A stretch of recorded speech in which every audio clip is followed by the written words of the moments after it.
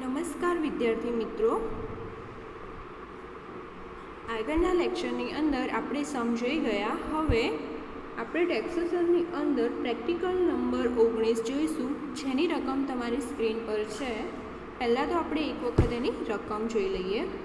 જો અભિનવ અમેરિકાથી સૌ પ્રથમવાર પાછલું વર્ષ 2014-15 દરમિયાન ભારતમાં આવ્યા. પછીથી ભારતમાં નીચે મુજબ રહે છે. આકારણી વર્ષ 2019-20 માટે તેમનો રહેઠાણનો દરજ્જો નક્કી કરો. પહેલું આપ્યું છે પાછલું વર્ષ, હાજરીના દિવસો ભારતમાં. પાછલું વર્ષમાં જો 2014-15 140 દિવસ, 2015-16 160 દિવસ, 2016-17 100 દિવસ, 2017-18 75 દિવસ, 2018-19 95 દિવસ. હવે આટલા દિવસની માહિતી તમને મિસ્ટર અભિનવની આપી છે. તો હવે અભિનવ શું કહ્યું છે? સૌ પ્રથમવાર 2014-15માં પહેલી વખત જ 14-15માં ભારત આવ્યા છે. એના પહેલાં કોઈ વાર ભારતમાં આવ્યા નથી. તો કોઈ વખત આવ્યા નથી તો આપણે આગળના જે આપણે સામાન્ય રહીશની ગણતરી કરીશું એની અંદર ધ્યાન રાખવામાં આવશે આ ટૉપિક. હવે તો પહેલાં તો આપણે કોઈ પણ સમ ચાલુ કરતાં પહેલાં શું લખીશું? આકારણી વર્ષ. તો આપણું આકારણી વર્ષ જો આપ્યું છે, આકારણી વર્ષ 2019-20. શોર્ટકટમાં આ વર્ષ 2019-20. તો એના પરથી પાછલું વર્ષ નક્કી થશે. તો પાછલું વર્ષ કયું થશે? 2018-19. તો 1/4/2018 થી લઈ 31/3/2019. ઓકે, આ વર્ષની અંદર હવે મિસ્ટર અભિનવનું પાછલું વર્ષ, આકારણી વર્ષ 2019-20નું રહેઠાણનો દરજ્જો નક્કી કરવો હોય આપણે, તો એના પાછલા વર્ષમાં કેટલા દિવસ ભારતમાં રહ્યા છે એના આધારે નક્કી કરવામાં આવે છે. હવે આપણે પહેલાં તો લઈએ રહીશ થવાની શરતો.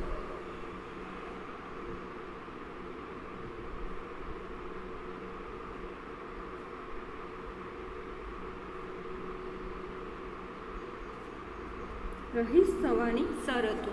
હવે પહેલી શરત શું છે રહીશ થવા માટેની?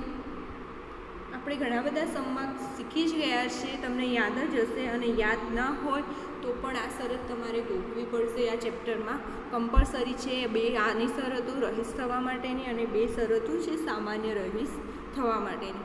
તો પહેલાં રહીશ થવાની શરતો જોઈએ.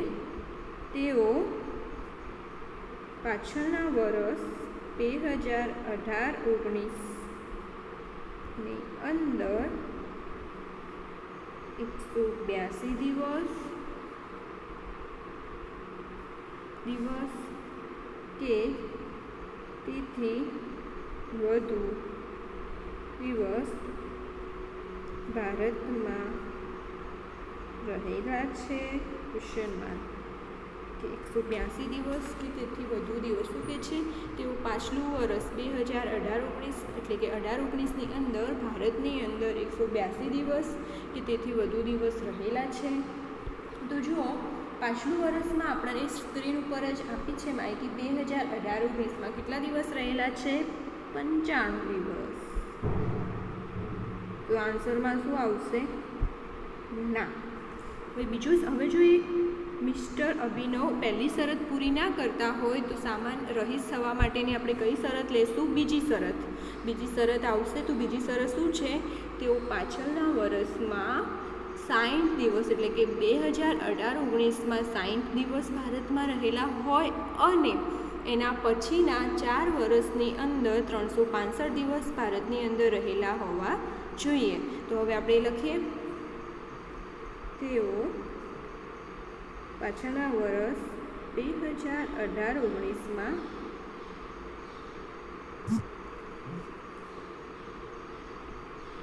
60 દિવસ ભારતમાં રહેલા છે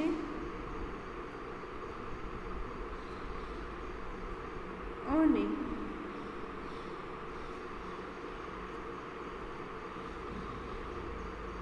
એના પછીના 4 વર્ષમાં 365 દિવસ, 4 વર્ષમાં 365 દિવસ ભારતમાં રહેલા છે. તો જુઓ એના પછીના શું કહે છે, પાછલા વર્ષ 1920માં 60 દિવસ રહેલા છે ભારતમાં, અને એના પછીના 4 વર્ષમાં 365 દિવસ ભારતમાં રહેલા છે. શું કહે છે, પાછળના વર્ષમાં 60 દિવસ તો રહેલા હોવા જ જોઈએ, પરંતુ એના પછીના જે 4 વર્ષ આવે છે એમાં પણ એ વ્યક્તિ 365 દિવસ ભારતમાં રહેલો હોવો જોઈએ, તો જ એ રહીશ છે. તો પહેલાં તો જોઈએ આપણે 60 દિવસની જગ્યાએ કેટલા દિવસ રહેલા છે. 2018-19માં રકમમાં જુઓ આપેલા છે 95 કે 95 દિવસ, તો 95 દિવસ જવાબ આવશે કે હા. હવે કે 365 દિવસ પાછળના 4 વર્ષમાં રહેલા છે. જુઓ ચેક કરીએ, પાછળના 4 વર્ષ 2018-19 પછીના લેવાના છે 4 વર્ષ. તો જુઓ રકમમાં આપેલા છે 2017-18માં કેટલા દિવસ થાય છે, 75 દિવસ, પ્લસ 2016-17માં 100 દિવસ, પ્લસ 2015-16માં 160 દિવસ, પ્લસ 2014-15ની અંદર 140 દિવસ. 140 દિવસ થાય છે. તો ટોટલ કેટલું થાય છે, જુઓ ટોટલ જો જોઈએ કેટલું થાય છે, 75 પ્લસ 100 પ્લસ 160 140, 475 દિવસ. 475 દિવસ થાય છે. તો જુઓ પહેલી શરતમાં 60 દિવસ કરતાં વધુ દિવસ 95 દિવસ છે, માટે હા. અહીંયા 365 કરતાં વધુ દિવસ છે, 475 દિવસ. 475 દિવસ 365 કરતાં વધુ દિવસ છે. તો શું આવશે આન્સરની અંદર કે હા, અહીંયા એરો કરીને લખી દઈએ હા. હવે શું કહે છે, જુઓ મિસ્ટર અભિનવ સામાન્ય રહીશ થવા માટેની બંને શરતોમાંથી એક શરતનું પાલન કરે છે, માટે એ રહીશ કહેવાશે. તો હવે આપણે આન્સરમાં લખીએ એમાં આમ શ્રી અભિનવ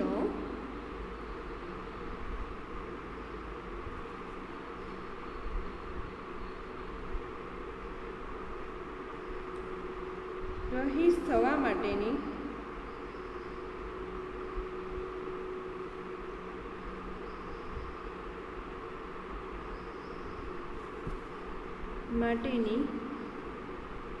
બંને શરતોમાંથી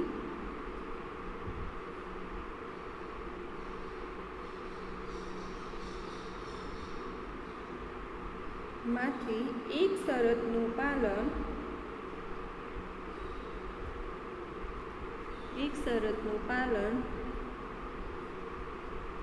કરતા હોવાથી તેમનો રહેઠાણનો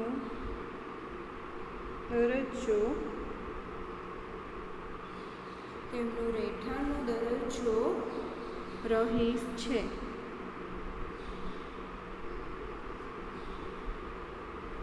શું કહે છે, આમ શ્રી અભિનવ રહીશ થવા માટેની બંને શરતોમાંથી એક શરતનું પાલન કરતા હોવાથી તેમનો રહેઠાણનો દરજ્જો રહીશ છે, કે તેઓ રહીશ છે.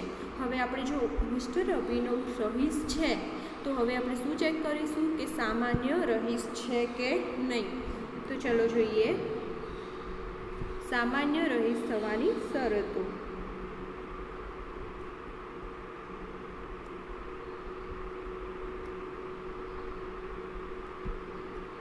સામાન્ય રહીશ થવાની શરતો. પહેલી શરત લઈએ સામાન્ય રહીશ થવા માટેની. શું શરત છે કે તેઓ પાછળના 10 વર્ષની અંદર 2 વખત રહીશ છે કે નહીં. જો પહેલું લઈએ, તેઓ પાછળના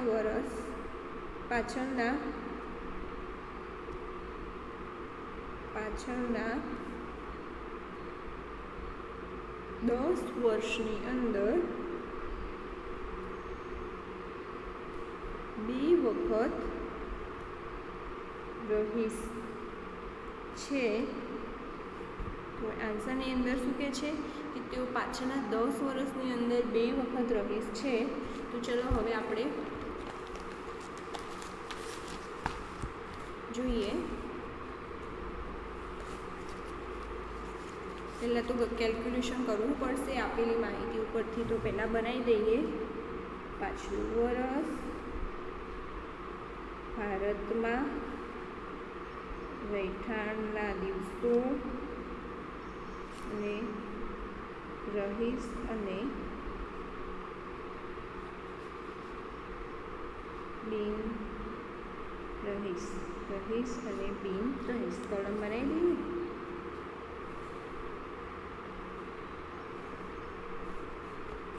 પાછલું વર્ષ ભારતમાં રહેઠાણના દિવસો અને રહીશ અને બિન રહીશ. હવે જુઓ આપણને મિસ્ટર અભિનવની સ્ક્રીન ઉપર જ માહિતી આપી છે. પહેલું વર્ષ આપ્યું છે. રકમમાં શું કહ્યું છે જુઓ. અભિનવ અમેરિકાથી સૌ પ્રથમવાર પાછલું વર્ષ 14-15 દરમિયાન ભારત આવ્યા. ક્યારે આવે છે? પહેલી વખત જ 2014-15માં એ ભારતમાં આવે છે. તો 2014-15 140 દિવસ, 2015-16 160 દિવસ, 2016-17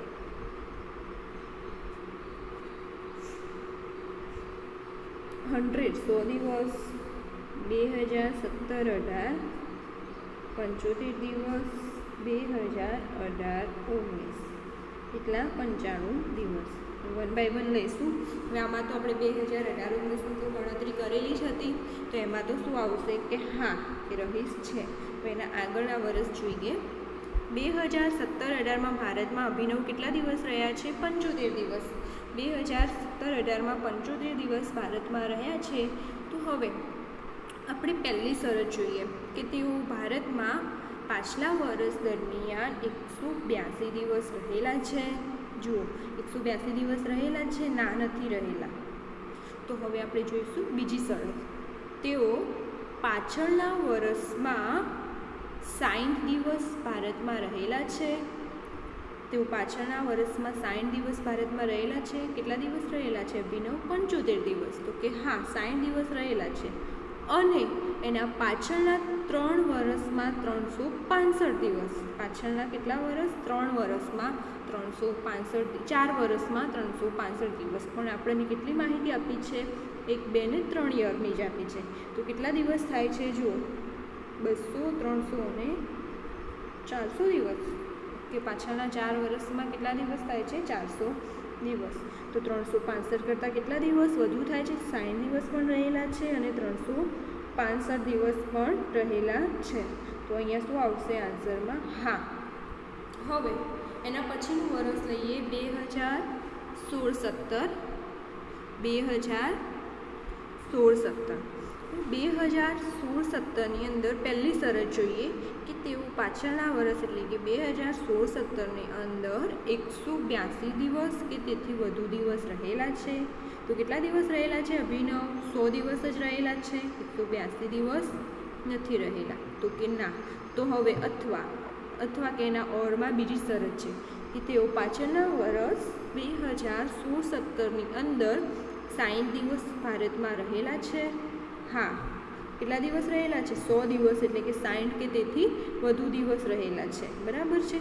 અને એની સાથે જ એના પાછળના 4 વર્ષમાં અંદર 365 દિવસ રહેલા છે. તો જુઓ કેટલા દિવસ થાય છે? 365ની જગ્યાએ ટોટલ કરીએ 140 પ્લસ 160 તો કેટલા દિવસ થાય છે?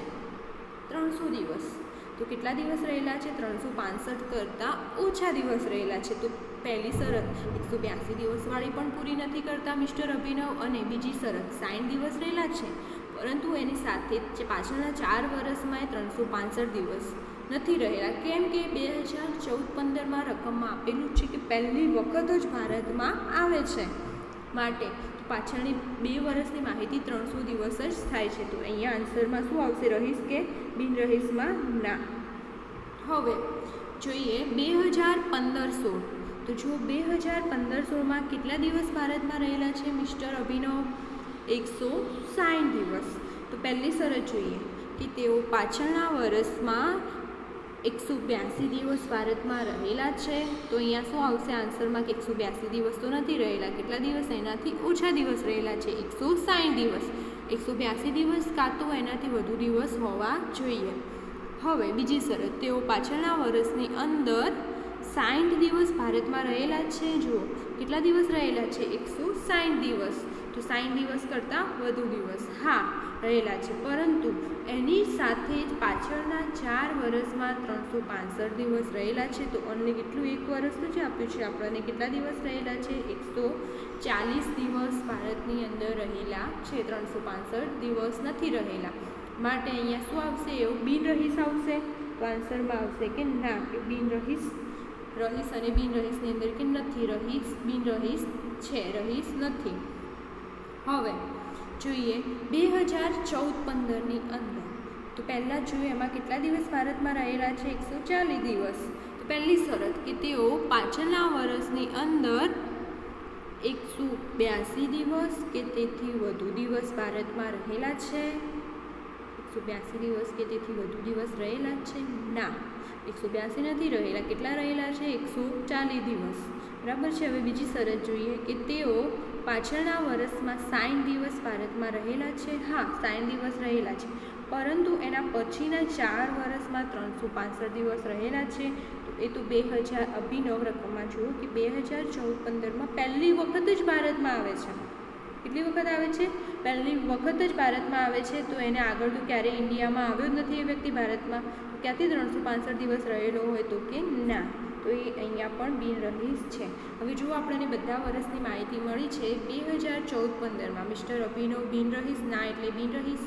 2015-16ની અંદર પણ ના એટલે કે બિનરહીશ છે. 2016-17માં પણ ના એટલે કે બિનરહીશ છે. 2017-18માં હા એટલે કે રહીશ છે. હવે 2018-19ની અંદર હા એટલે કે હા, એ તો આપણે ગોત્યું હતું, એને ધ્યાનમાં નહીં લેવાય. 2018-19 પછીના 10 વર્ષ લેવાના હતા. આપણને 4 વર્ષ આપ્યા છે, 1, 2 અને 3 છે. તો 4 વર્ષની અંદર કેટલી વખત? 2 વખત રહીશ હોવા જોઈએ અભિનવ. તો કેટલી વખત રહીશ છે? ઓનલી 1 વખત જ રહીશ છે. તો પહેલી શરત પૂરી કરે છે. કેટલી વખત છે? 1 વખત. તો આન્સરમાં શું આવશે? ના, અભિનવ ના કે બિનરહીશ છે, સામાન્ય રહીશ થવાની પહેલી શરતનું પાલન કરતા નથી. હવે આપણે લઈએ બીજી શરત.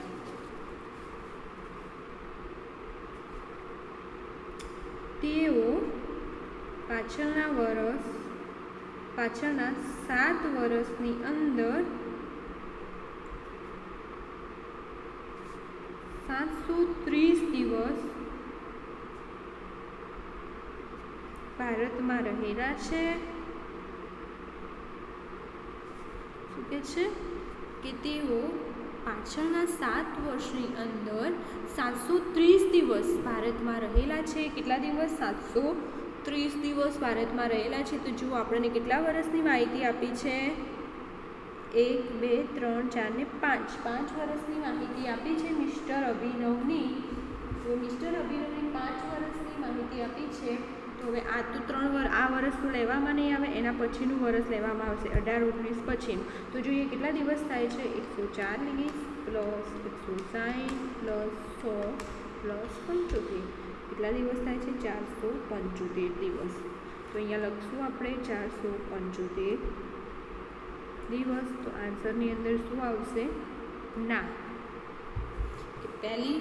બીજી શરતમાં પણ કેટલા દિવસ હોવા જોઈએ? 730 દિવસ. એની જગ્યાએ કેટલા દિવસ રહેલા છે? 475 દિવસ, એટલે કે ઓછા દિવસ રહેલા છે. તો આ મિસ્ટર અભિનવ બંને શરતોમાંથી એક પણ શરતનું પાલન કરતા નથી. તો આપણે જો હવે ફાઇનલ સ્ટેટસ લખીએ. આમ શ્રી અભિનવ સામાન્ય રહીશ થવા માટેની બંને શરતોમાંથી એક પણ શરતનું પાલન કરતા નથી. માટે તેમનો રહેઠાણનો દરજ્જો રહીશ પરંતુ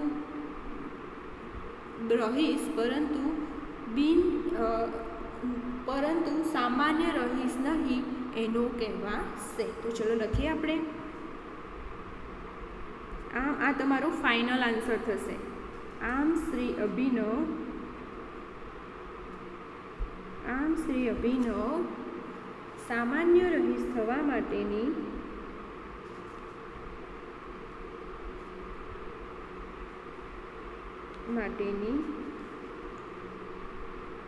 બંને શરતોમાંથી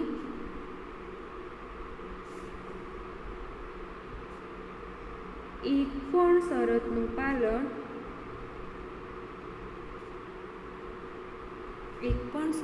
પાલન કરતા નથી,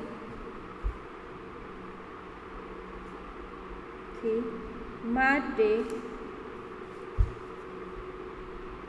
તેમનો રહેઠાણનો દરજ્જો રહીશ પરંતુ સામાન્ય નહીં રહીશનો રહેશે. ડબલ કોમામાં રહીશ પરંતુ સામાન્ય નહીં તેવા રહીશ, એની નીચે હું અંડરલાઈન કરું છું. જુઓ, આમ શ્રી અભિનવ સામાન્ય રહીશ થવા માટેની બંને શરતોમાંથી એક પણ શરતનું પાલન કરતા નથી, માટે તેમનો રહેઠાણનો દરજ્જો રહીશ પરંતુ સામાન્ય નહીં રહીશનો રહેશે. બરાબર છે વિદ્યાર્થી મિત્રો? તમને આ સમની અંદર ખ્યાલ આવી ગયો હશે. જો તમને કંઈ પણ હવે યાદ રાખજો આની અંદર કે રહીશ થવા માટેની બંનેમાંથી કોઈ પણ એક શરતનું પાલન કરતો હોવો જોઈએ વ્યક્તિ, તો રહીશ કહેવાશે. કાં તો પહેલી શરત 182 દિવસવાળી પૂરી કરતો હોવો જોઈએ, કાં તો બીજી શરત 60 દિવસ અને એની જોડે 4 વર્ષની અંદર 365 દિવસ, તો રહીશ કહેવાશે. પરંતુ સામાન્ય રહીશની અંદર બંને શરતો કમ્પલસરી છે. બંને શરતો એ વ્યક્તિ પૂરો કરતો હોય તો જ એ સામાન્ય રહીશ કહેવામાં આવશે. જો એક શરત પૂરી કરતો હોય ને બીજી ન થતી હોય તો એ સામાન્ય રહીશ નથી. ઓકે, તમને ખ્યાલ આવી ગયો? જો તમને કંઈ પણ ક્વેરી હોય તો મારો પર્સનલ કોન્ટેક્ટ કરી શકો છો, કાં તો કોલેજમાં મારો પર્સનલ કોન્ટેક્ટ કરી શકો છો. આભાર.